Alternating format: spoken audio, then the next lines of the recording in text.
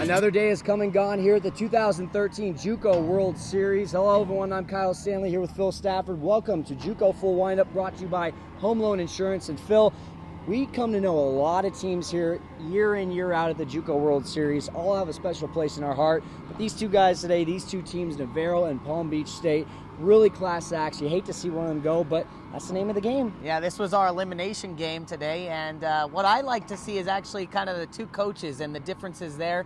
Number one, Wo Dill has been here before and won a national championship. This is Coach Kyle Forbes' first time to Grand Junction, so interesting to see how those two match up as well. Let's take a look at the highlights. Elimination was the name of the game for our first contest of the day. Would Navarro or Palm Beach have to pack their bags? Both teams playing their third game of the tournament. First inning is where we pick it up. The Panthers come out swinging. Sharp ground ball at the bat of John Corbett. Chad Young has to work to get the out, but he throws it away. Dan Hudzina and Brett Lashley come around to score. It caps off a 4-run first. But back come the Bulldogs. John Clay Reeves came into this game hitless, but he made up for it today. Solo blast to center. One of 3 hits he had on the afternoon, but Palm Beach still leads by 3. Later in the inning, Grayson Lewis makes this a 1-run game. Long on to left, 2-run job for a 6-5 score. Sixth inning, game is tied, but not for long. Byron Reichstein says, "Don't worry, boys, I'll take it from here." 3-run jack literally puts a dent in the scoreboard. Navarro has their first lead of the day. It's 9-6.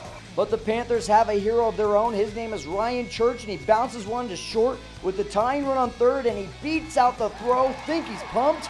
John Underwood scores to tie it at 9. Good enough to send this one into extra innings, and in the 10th, it's Church again. Long fly ball to deep center. Does it have enough? Not quite, but that's good enough to score Marcus Mooney. Longest single you'll see in this tournament, but it gives the Panthers a 10-9 lead.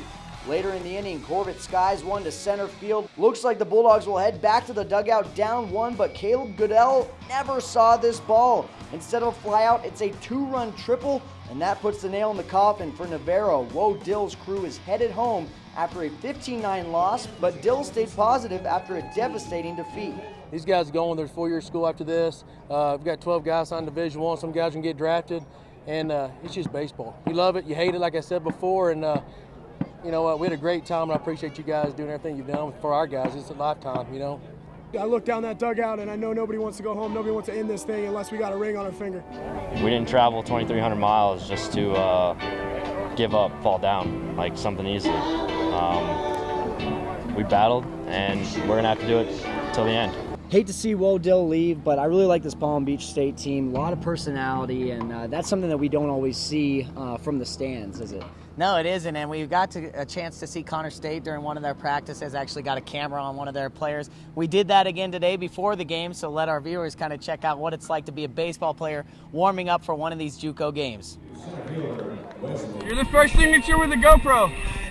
Say hey to the GoPro. Hi. Dice. Sorry, GoPro, I didn't mean to cuss already, but happens. Mr. Baseball, líneas, saca las líneas, aquí.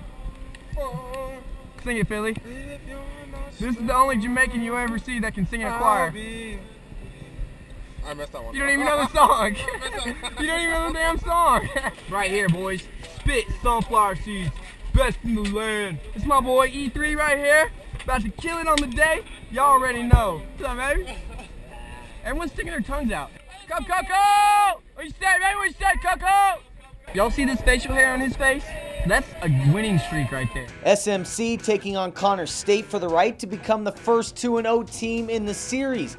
Josh Hamill had the task of trying to hold down the Pioneers, who put up 19 runs in their first game. There was no better start to the game. Hamill sends Wesley Rogers packing. That was the first at-bat. Unfortunately, the fans in orange, that was all they cheered for the rest of the afternoon.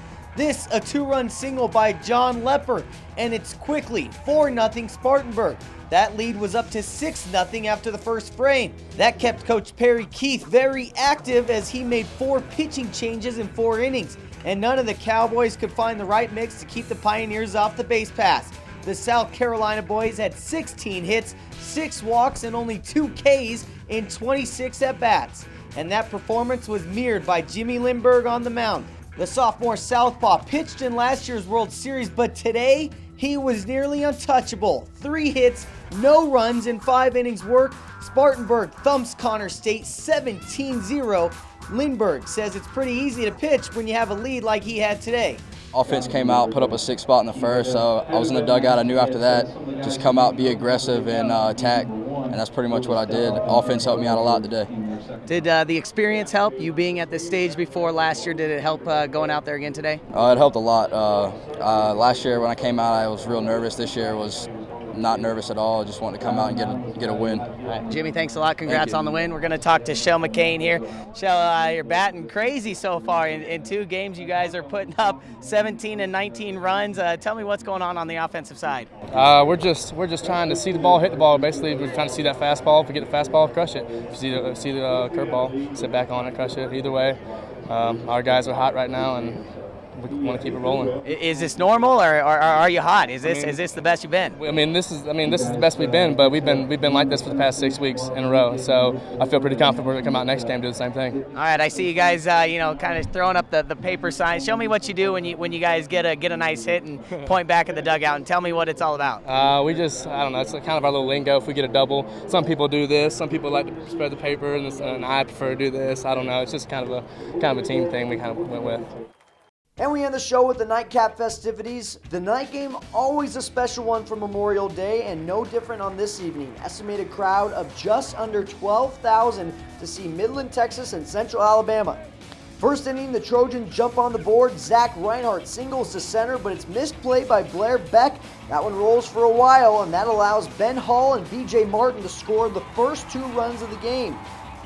Meanwhile, Paul Young took complete control of this game. The righty had 10 strikeouts and allowed just 1 walk.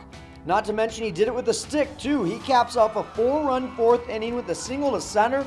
That brings home a pair to make it 7-1 visitors. More trouble for Midland in the 5th inning.